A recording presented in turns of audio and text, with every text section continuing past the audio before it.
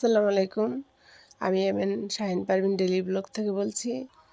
আজকে আপনাদের সাথে আমি একটা হালিমের রেসিপি শেয়ার করব, যেটা বাড়িতে যাওয়ার পরে আমার ভাই বোন, আমার ছোটো ভাইয়ের বউরা, তারপর আমার ভাগনা ভাগ্নি, বাইস্তা বাস্তি, তারপর আমার মেয়েরা সবাই যখন বাড়িতে গেছি একসাথে, তখন আমি ঢাকা থেকে যাওয়ার সময় প্ল্যান করছি যে আমি বাড়ি গেলে এবার সবাইকে এক এক দিন এক একটা রেসিপি রান্না করে খাওয়াবো। আসলে আমি তো এত ভালো রান্না পারি না, তাই নতুন রাঁধুনি, তাই আমি রান্না করি। আর সবার কাছ থেকে ভালো হয়েছে, মজা হয়েছে শুনলে আমার অনেক ভালো লাগে। কারণ বাড়িতে যাওয়ার সময় আমি এগুলো প্ল্যান করে গেছি যে এক এক দিন এক একটা রেসিপি রান্না করবো আর সবাইকে খাওয়াবো। এটা হলো আমার হালিম রেসিপি, যেটা আমি রান্না করছি, অনেক কষ্ট করে রান্না করছি। রান্না করার পরে নিজে হাতে বেড়ে বেড়ে সবাইকে খাওয়ালাম।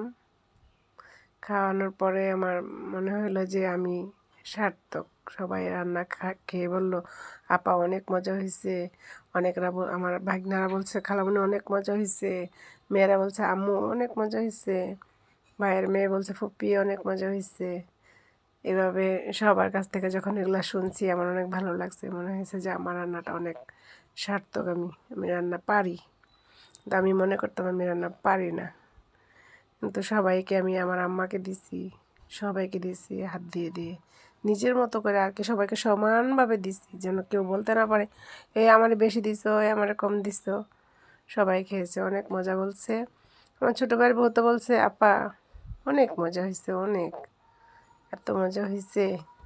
তাহলে আমি রান্না পারি না, তারপরে আমি রান্না নিজে থেকে করলাম।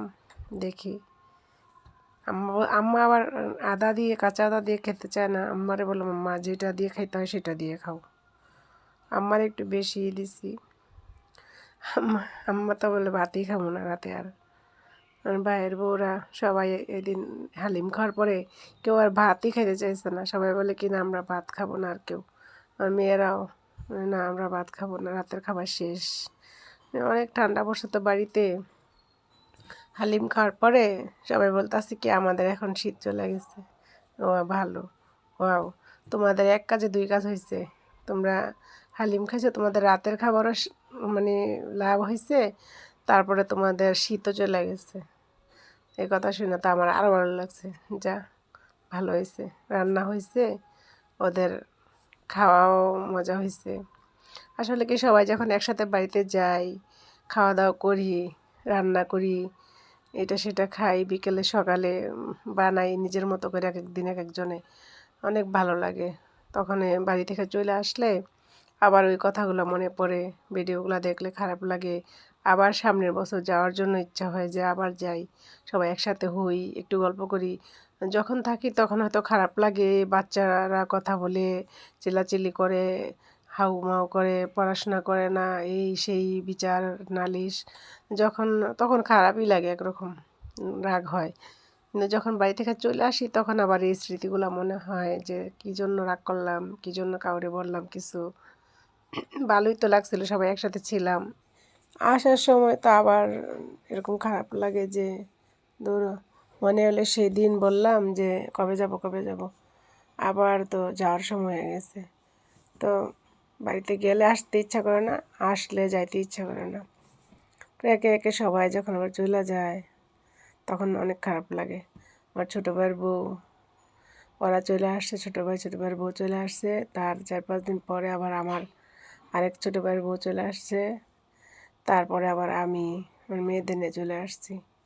তা আসার পরে ওই দিনগুলো মিস করি যে একসাথে ছিলাম, কে কোথায় আসছি, কীভাবে শুয়েছি, কোথায় খাইছি বসছি, এগুলো মনে পড়ে বারবার।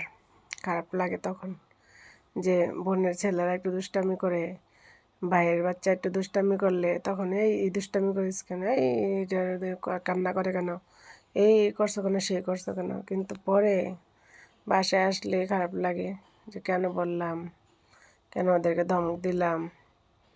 আসলে ছোটো মানুষ তো কিছু বুঝে না, বাসায় আসলে এগুলো মিস করি। অনেক খারাপ লাগছে, তবে ভালো লাগছে বেশি। এবার সবাইকে অনেক রেসিপি বানায় বানায় খাওয়াইছি, ফুচকা খাওয়াইছি, ফুচকারটাও ভিডিও দিব। ফুচকার ভিডিও দিব আপনাদেরকে সবাইকে। ঝটপটের ভিডিও দিলাম, তারপরে গ্রামের যে কিছু দৃশ্য আছে সেগুলো ভিডিও দিব। সবাই আমার জন্য দোয়া করবেন, আমি যেন ভালো ভালো ভিডিও আপনাদেরকে উপহার দিতে পারি। আপনাদের যদি ভালো লাগে তাহলে আমাকে উৎসাহ দিবেন, আমি যেন আগাইতে পারি সামনের দিকে, ভালো ভালো ভিডিও দিতে পারি। আর আসলে কি যে মানুষ ভিডিও বানায়, কিন্তু আমিও বানাইতেছি, দেখি যে আমার ভালো লাগে গ্রামের যে দৃশ্যগুলা, গ্রামের যে সৌন্দর্যগুলা, এগুলো আমার বেশি ভালো লাগে। যে এগুলা যদি দেখাই কিংবা এগুলো যদি সবাই দেখে অনেক ভালো লাগবো। যে জিনিসগুলো আমরা আগের জীবনে ছিল, হারাই গেছে। যে ছোটোবেলায় অনেক দৃশ্য দেখতাম গ্রামে গেলে, আঁকা বাঁকা পথ, ধান গাছের ধান ক্ষেতের আইল, তারপরে হলো সরিষা ক্ষেতের ফুল, সরিষা ক্ষেতের আইল, তারপরে কুয়াশা ভিজা, পা ভিজা কুয়াশা দিয়ে, তারপরে কুয়াশাতে ঘাস ভিজা, এগুলো দেখতাম।